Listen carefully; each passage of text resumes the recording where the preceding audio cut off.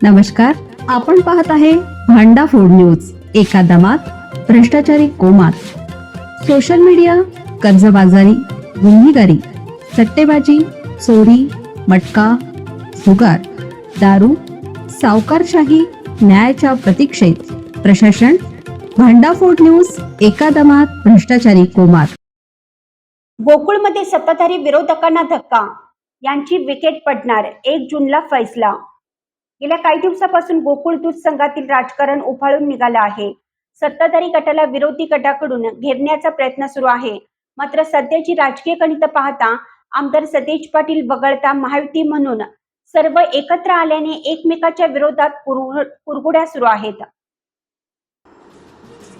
राष्ट्रवादी काँग्रेस आणि भाजप नेत्यांमध्ये आरोप प्रत्यारोपांचा खेळ सुरू आहे. सत्ताधाऱ्यांनी वाढलेल्या 1308 दूध संस्था त्याला कारणीभूत आहेत.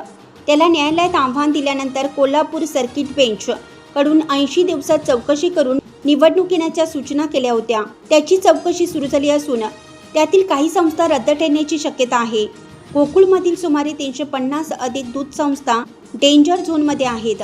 नियमांचे गणित मांडलं असता या संस्था अपात्र ठरण्याच्या मार्गावर आहेत. गोकुळ संघाकडून सहाय्यक निबंधक दूध यांच्याकडे दिलेल्या यादीनुसार 5470 संस्थांची यादी झाली आहे. मात्र सर्व निकष पाहता त्यातील सुमारे 350 अधिक संस्था अपात्र ठरणार असल्याचे स्पष्ट होते. 1 जूनला याचा निश्चित आकडा अधिकृत जाहीर होणार आहे.